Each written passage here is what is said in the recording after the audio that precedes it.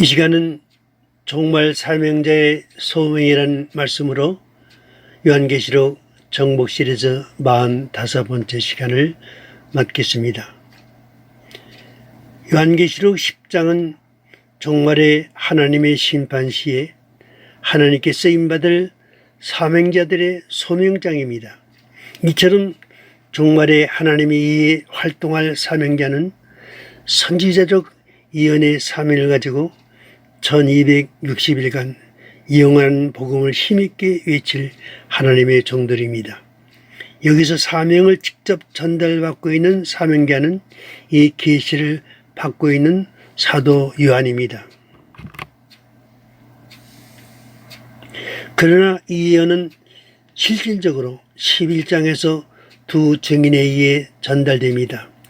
10장에서 예언의 사명을 받은 요한은 11장에서 두 증인의 예언자로 등장합니다.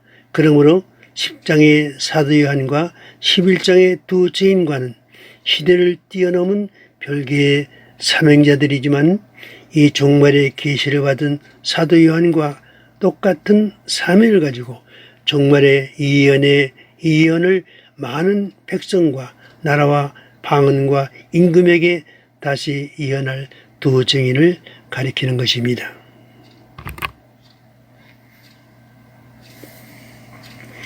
요한계시록에는 몇 가지 삽경이 있습니다. 삽경이란 요한계시록에 나오는 사건을 다루는 직접적인 계시 외에 그 계시에 관계된 여러 가지 배경을 보여주는 것을 말합니다. 말하자면 7장, 10장, 14장, 17장, 18장 등은 삽경으로 분류할 수 있습니다. 삽경은 사건의 순서에 의해 보여주는 것이 아니라 삽경의 내용이 앞으로 전개될 사건과 관계된 시점에서 보여주고 있기 때문에 그 삽경의 배열과 나타나는 계시와의 관계를 잘 이해할 수 있어야 올바른 해석이 가능합니다. 10장의 사명자는 7장에 등장하는 우리 하나님의 종들인 14만 4천 명과 연결된 계시지만은 이들이 활동할 무대가 11장이기 때문에 이 문제를 10장에서 삽경으로 다루고 있는 것입니다. 1절에서 요한은 하늘에서 힘센 다른 천사가 구름을 입고 내려오는 것을 보았다고 했습니다. 그러면 요한이 보았다고 하는 이 힘센 천사는 누구인 것입니까? 이 천사에 대하여 구름을 입고 하늘에서 내려오는데 그 머리 위에 무지개가 있고 그 얼굴은 해 같고 그 발은 불기둥 같으며 그 손에는 펴놓인 작은 두루마리를 들고 그 오른발은 바다를 밟고 왼발은 땅을 밟고 사자가 불이 있는 것 같이 큰 소리로 외치니라고 말씀해 주고 있습니다. 이런 힘센 천사의 표현은 그의 존재가 바로 이 계시의 주관자이신 예수님이라는 사실을 짐작하게 하는 것입니다. 이 힘센 천사는 그의 손에 펴놓인 작은 두루마리를 들고 있었다고 했습니다.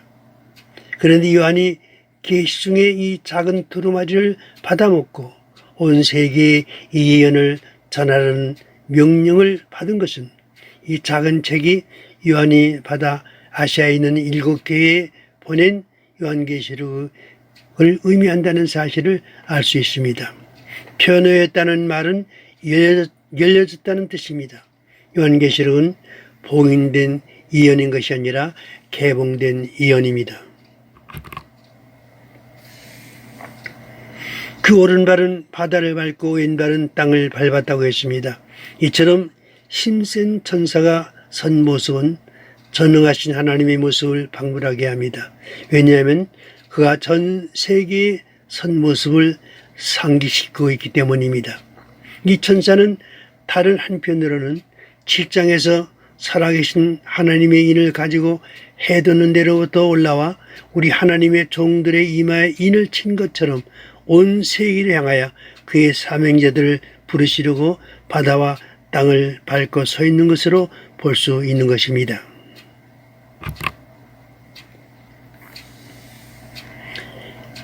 이 힘센 천사는 그 손에 펴놓인 작은 두루마리를 들고 오른발은 바다를 밟고 왼발은 땅을 밟고 사자에 부르짖는 것까지 외쳐댔습니다.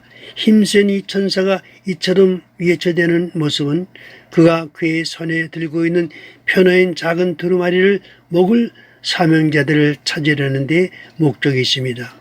요한은 이언의 전달자로서의 사명자를 부르는 힘센 천사의 음성을 들었습니다.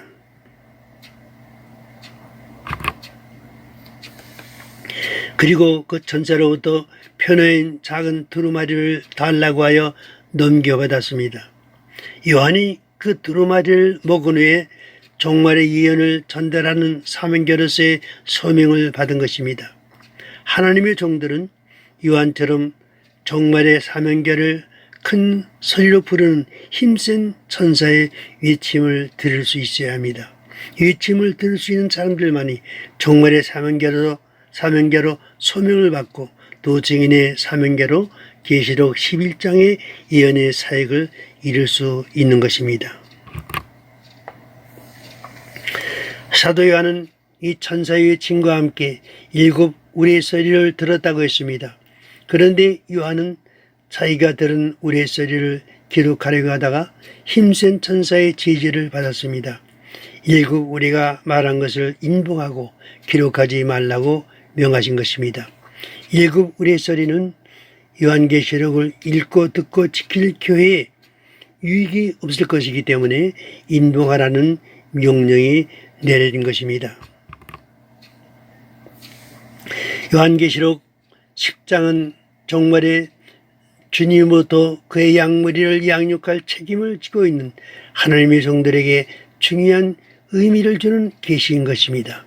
주님께서는 여기서 펴놓인 작은 두루마리를 받아먹고 이것을 당신의 양무리에게 먹이실 종들을 찾고 계십니다.